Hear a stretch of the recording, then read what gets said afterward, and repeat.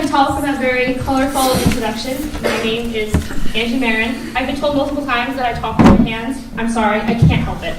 Yeah, you. Okay, so I'm a senior, aka I'm in the 6th form. This is Mr. Brown. He teaches math. And this is what happened when we switched places for a day. So I taught his classes and he took mine. Just a little precursor. We can't get all the details of what happened to us individually out right now. So we encourage anyone who's curious or interested to come ask us what happened in our individual stories. I have some really good ones. Come find us. So how did this happen? We were in class together. It's B block, honors pre-calc. It's the very end of a Tuesday, which apparently is the longest day known to mankind around here. I had 2 long blocks back to back to start the day. Shout out F and G block geometry. Where y'all at? Okay. Make some noise? No? So basically, I started the day off wrangling 3rd and 4th formers for 85 straight minutes. And then I followed that up by wrangling another group of 3rd and 4th formers for 85 straight minutes. And in this profession, doing anything with underformers for 85 minutes is not easy. In fact, it's extremely tiring. Watching them do all that work. Just kidding. Anyway, then we had advisory lunch, A block, algebra 2, and then this class, honors pre-calc. And I walk in at B block. I'm gassed. It's kind of that grace period before class starts, and I said out loud, I'm really tired. It's been a long day. This is my 4th consecutive class of the day. I had double long block this morning, geometry, it's a grind. And Angie basically said, when I call the ambulance, I had double long block this morning too, and I have all this work to do. I have 5 classes every day. I'm more tired than you are. It's harder to be a student. So I made the mistake of challenging her, and I said, it's way harder to be a teacher than it is to be a student. And then she made the mistake of challenging me, and she said, no way, definitely harder to be a student. And I said, all right, let's switch for a day. You teach my classes, and I'll go to yours, and then we can reconvene, we can talk about it. Angie said, and I'm paraphrasing here, you won't, which was her second challenge in a 5-minute window. And that made me absolutely determined to make this happen. So I said, and I'm paraphrasing here, bet. And I emailed Miss Havard the very next day to make this happen. Now, we may have painted the wrong picture here to start. Who has the hardest day is not a compelling reason for this thing to happen. And I think after the initial competitive edge wore off, we both realized that this was an incredible opportunity to explore something deeper, and an opportunity to explore one of the most important aspects in my mind of any relationship, and that's empathy. Right? It was a chance to stand in someone else's shoes, understand their challenges, what's put on their plate every single day. So what's going to happen is I'm going to talk about goals, kind of prep execution of the day, and we're going to flop back and forth and then kind of talk about our takeaways. My goals going into this, I really wanted to treat this like being a student. I wanted to go back, experience being a student again, put through the paces, learn new things, do homework. I had other objectives in mind. I wanted to watch teachers teach, learn from them, see other disciplines. I wanted to watch students and how they act in other classes. I wanted to be funny. I wanted to get a couple laughs. I wanted to have fun being Colin again and not Mr. Brown for once. I also knew in the back of my mind that Mrs. Clisby was going to ask me later what I learned and what I could bring back to the faculty, and so I'll get to that later. In terms of prep and execution, I've been there. I've done this whole student thing pretty recently, actually. So I read Metamorphosis by Franz Kafka senior year of high school. That's what they're reading in AP English.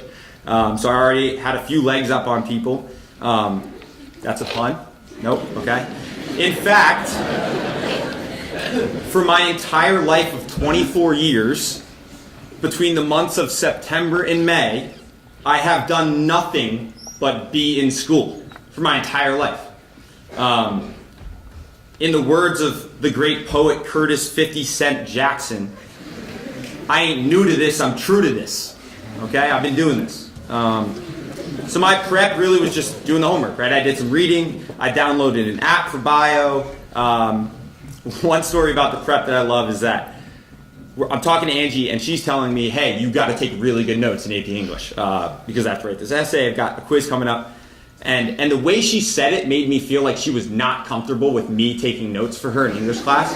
And so I said, hey, I know I'm a math nerd, but I was a very good student. I still am a very good student. And she said back, I don't think you're an idiot. I would never let this happen if I thought you were an idiot. And that was the nicest thing that Angie has ever said to me. So schedule was long block AP English, long block advanced bio, animal behavior, and then I had a free B block where I went and watched Angie teach my class, and then finished the day off with anthro. As the students in animal behavior can attest, as well as Dr. T, I was selected for a one-question quiz at random, and I nailed it. Ring-tailed lemurs and snow leopards are two examples of animals that thrive in captivity. I did my best to draw some accurate graphs in bio, took notes in English, I laughed at Mr. Zeiser's jokes, did everything I was expected to, and I loved it, right? Like, it's unbelievable to be a student again. After teaching math, you kind of learn what strategies to use, you get in a rhythm, but learning something new for the first time is something that you can never replace. That feeling, it's not everyone in the room, but some of you know what I'm talking about when I say that feeling you get when you think for yourselves and you figure something out, that rewarding feeling. Like if you get that feeling when that happens, keep that for the rest of your life, right? That's a valuable thing to have for the rest of your life. You might be tired of school now, but when you get older, you're going to look back and you're going to think like, wow, high school was an incredible time. And I learned a lot, I changed a lot. By the way, I'm pretty sure I was wearing a really smelly shirt that day, so I apologize to everyone that I was sitting next to when I was raising my hands.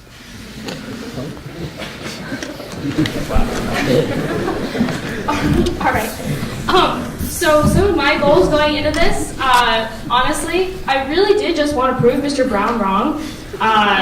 I'm pretty sure every student in this room can attest that after every single day, it feels like you come out of a meat grinder. It's absolutely brutal. And it always feels like teachers have less obligations, or so I thought. So they forget about all the things that we do. We have sports, extracurriculars, homework, we take all the classes, etc. So if Mr. Brown saw how much work I had to do in a single day, and then how little I had to do when I was him in a single day, maybe he could help me convince teachers to go a little bit easier on us. It's probably easier to convince a teacher if they heard it from a fellow teacher than if they heard it from one of us. Suffice to say, what happened to me was 100% not what I was expecting.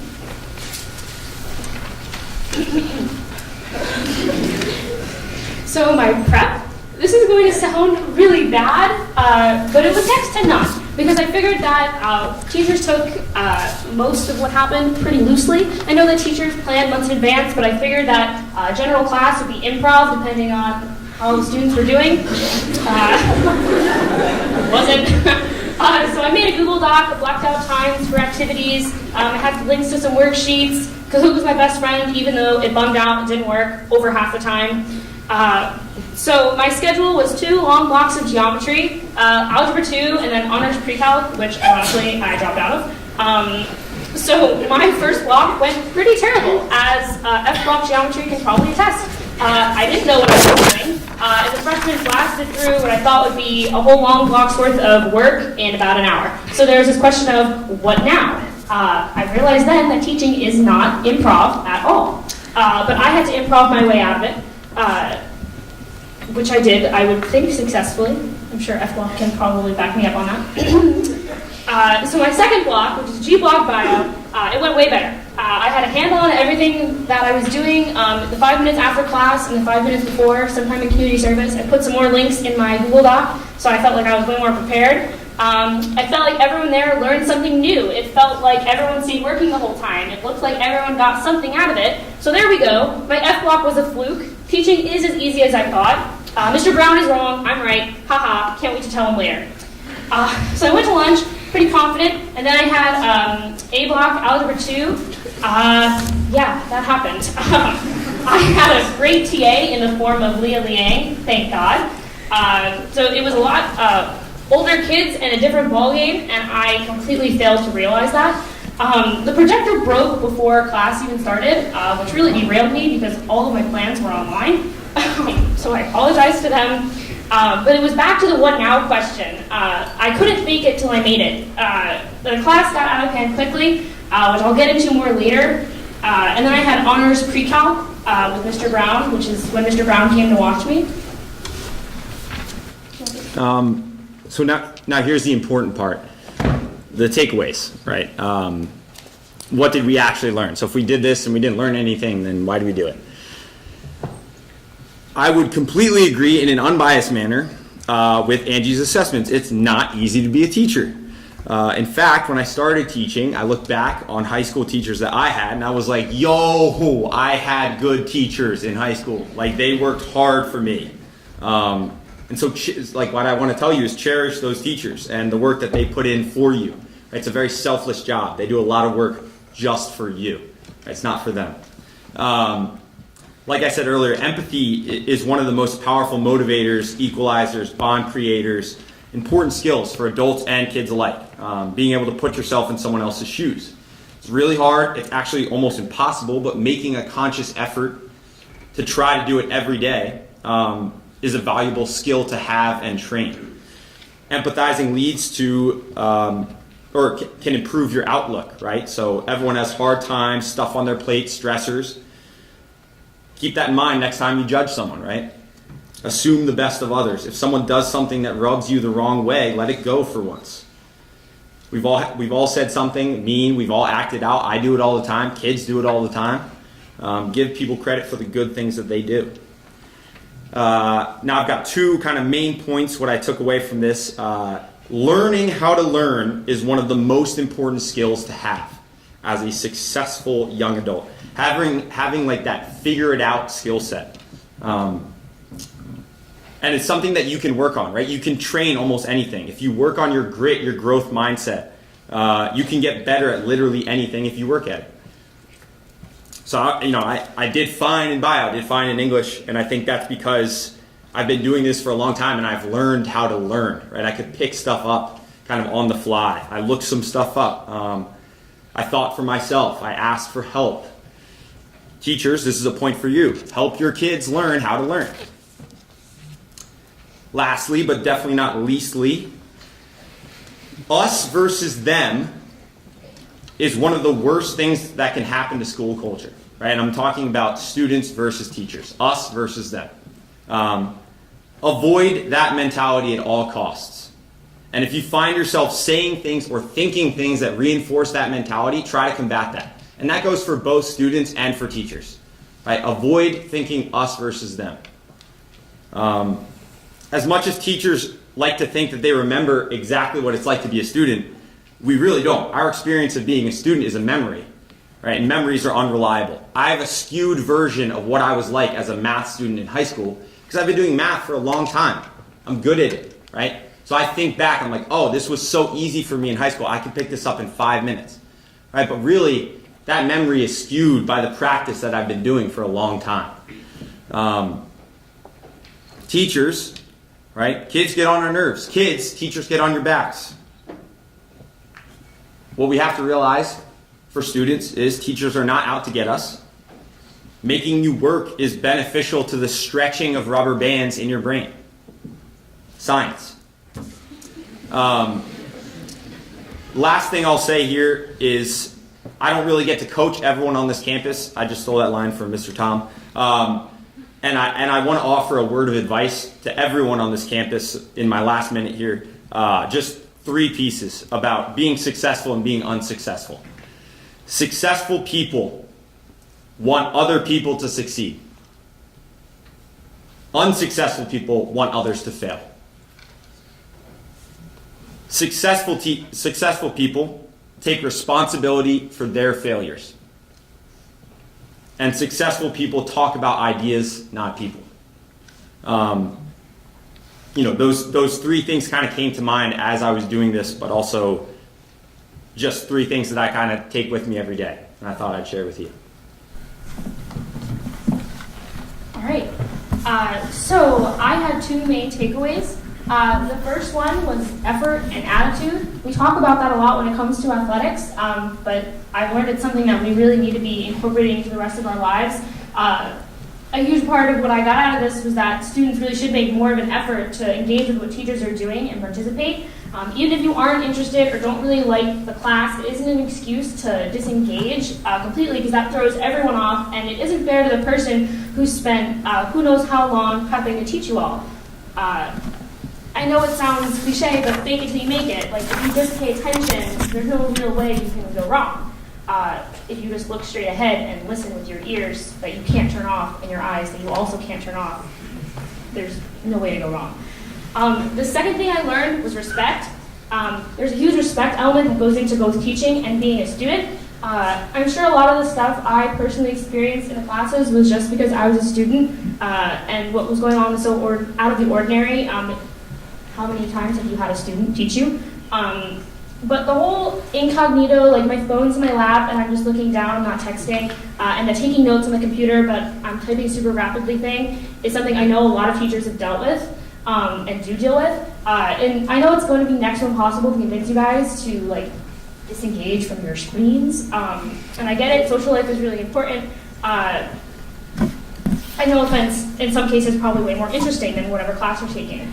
But when your teachers go through the effort of planning a lesson and setting up an entire class period for you to learn, the least you can do is listen, even if it kills you. Because however bad it is for you to use your ears and look straight ahead, it's 1,000 times worse to look around, and see everyone texting or playing Fortnite, which actually did happen. So overall, what I learned is that even though it absolutely kills me to admit this, being a teacher is actually a lot harder than being a student. And I didn't really intend to come up here and lecture you all. I kind of intended to galvanize the students and overthrow the teachers. That's why. It is a lot harder. And I'm sure some of that comes with just having less experience being a teacher, but I know a lot of it comes from not expecting how much work goes into doing it. There's a lot of responsibility, and instead of being just accountable for yourself, which you are as a student, you have to temperature check with everyone in the room. You're responsible for everyone understanding and being on the same page, and if you don't do right by the students you're teaching, you're messing them up, potentially for life. For example, if I taught someone the law of cosines wrong, that'd probably come back to bite them later. So I guess in conclusion, say thank you to your teachers. They really deserve it.